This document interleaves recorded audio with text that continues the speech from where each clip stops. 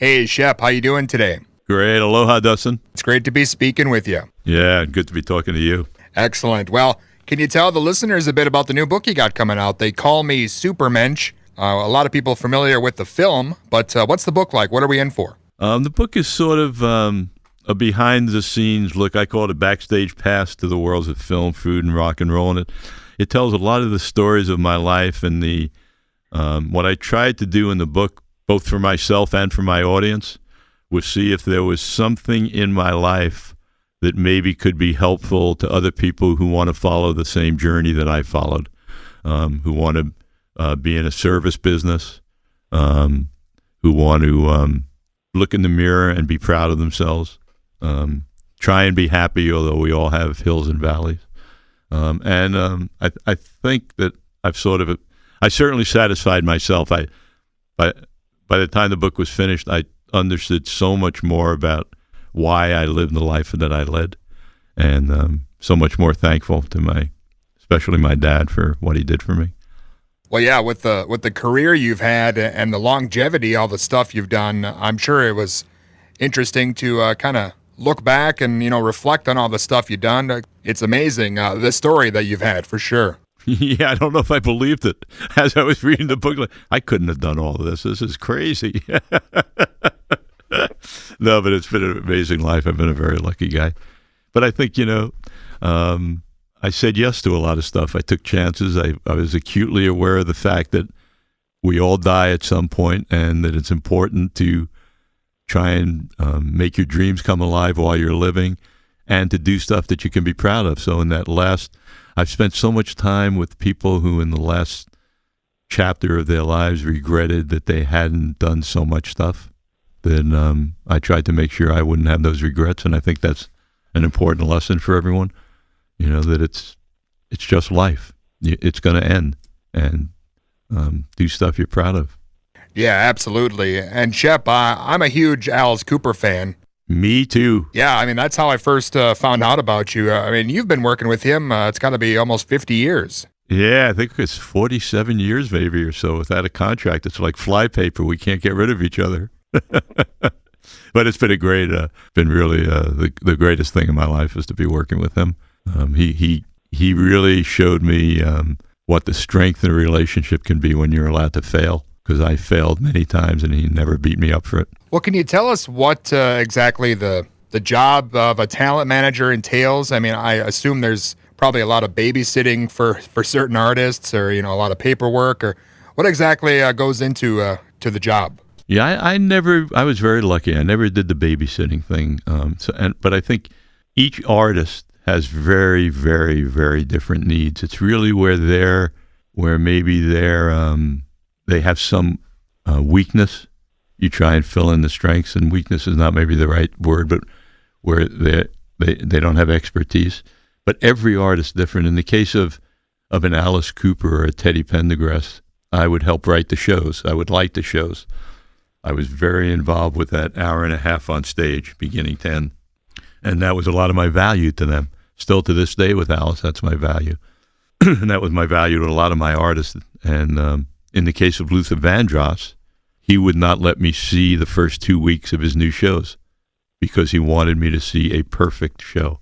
He did not want me to see any flaws in the show.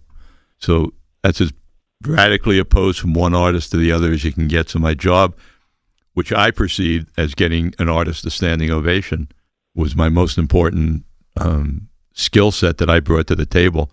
He didn't want to use, which was fine, and he didn't need it. His shows were unbelievable.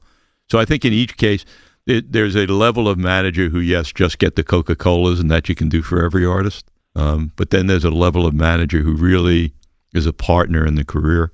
And when you're a partner in the career, every career has different needs.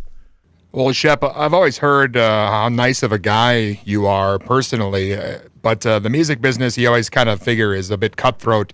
Did that ever cause you trouble, being a nice guy behind the scenes? No, I think at times my trying to make sure everybody would be perceived as weakness, but I never allowed it to really take effect that way. I just held firm to what I thought I was fair.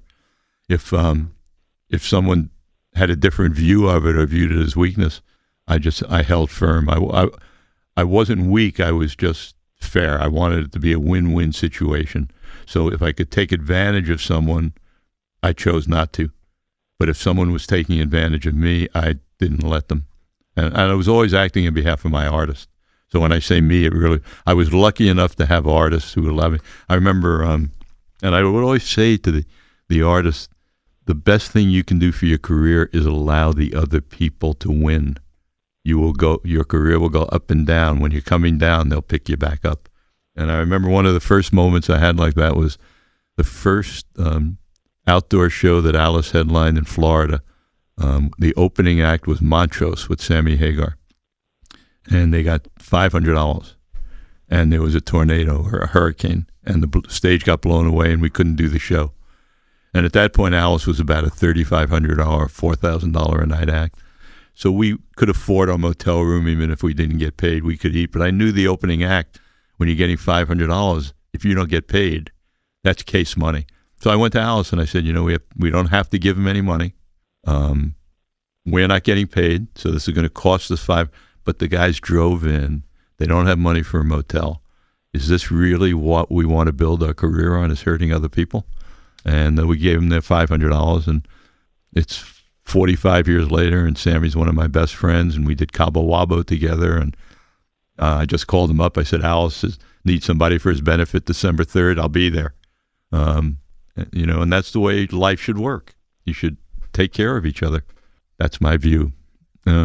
Yeah, that's great. And Shep, I know it's all in the book. They call me Supermensch. You've done so much in the music biz. I know you've done a lot in the film biz as well. You've worked on a lot of films over the years. I guess, would you say maybe is the movie business tougher than the music biz? No, I think it's much tougher for me because, to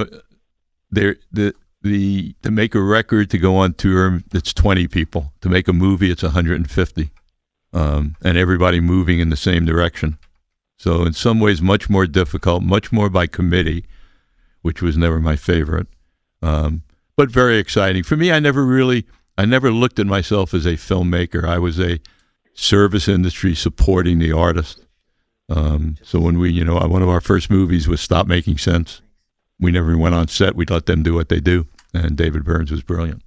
Well, Shep, I know you got to run, but again, I want to thank you for being on with us today. And the new book, They Call Me Supermensch, available now. But thanks a lot for your time. Thanks for having me, Dustin. Aloha.